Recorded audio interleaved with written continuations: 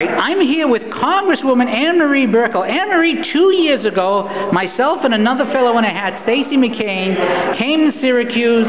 You were in front of an area building that was being rented, that you were talking about how the Syracuse polls had you down 11 points. You ended up winning that race. Now it's 2 years later as the incumbent. Much different feel, I imagine. A much different feel, because now we have a record, and a record that I'm very, very proud of. Now, that's something I've noticed when I've talked to people. I interviewed quite a few people before this event, and the word that I hear a lot about you is, I've talked to Ann Marie and she said. I talked to Ann Marie and she said. You seem to be in a rather accessible Congresswoman. We've had over 40 town hall meetings. We've had 60 mobile town hall units. We've been out in the community with hundreds of meetings, and that's what we've done. We've embedded ourselves in the community, and we have really been the voice that upstate New York hasn't had in a long time. Now, what's interesting is I remember 2 years ago, your opponent, Dan Maffei, was not talking about his record and spending his time attacking you. It's 2 years later, and he's still not talking about his record, and he's still attacking you, and I don't see how he thinks that strategy is going to work so well 2 years later when it didn't work before. Dan Maffei should be ashamed of himself, and I don't know how he has the moxie to go out and ask the people for their vote after he has turned down 4 of these town hall debates, and he's turned down major network debates, one with the local newspaper. He is afraid to reflect on his record. He's afraid to take responsibility for what he voted for.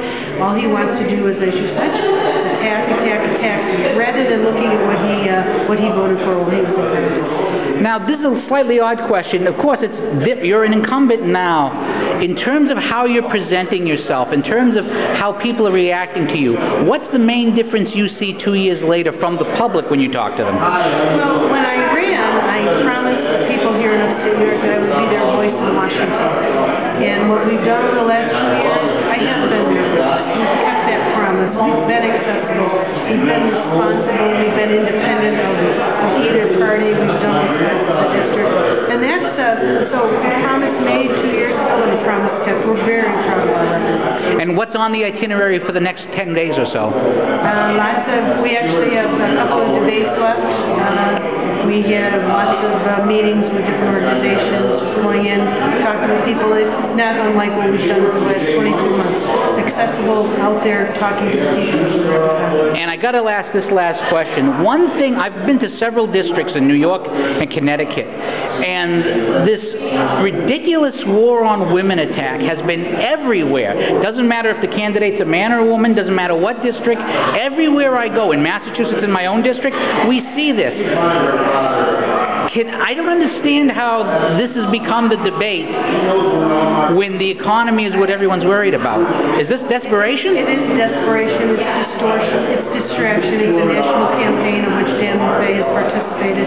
He doesn't want us to look at his record. He doesn't even want to remember that he was a congressman. He wants to pretend to make that record go away. He should be ashamed of himself. He's hiding behind the skirts of victims of rape. He's hiding behind the skirts of victims of domestic violence, and he demeans women by thinking that the only thing we care about is the federal government handing out free contraception. The American women are concerned about who's going to make their health care decision, about jobs, about the economy, about the price of gasoline. We care about far broader and more important issues, and Dan Maffei really insults women with this campaign that he's running. Congresswoman Ann Marie Buerkle, 24th District, thank you very much for your time.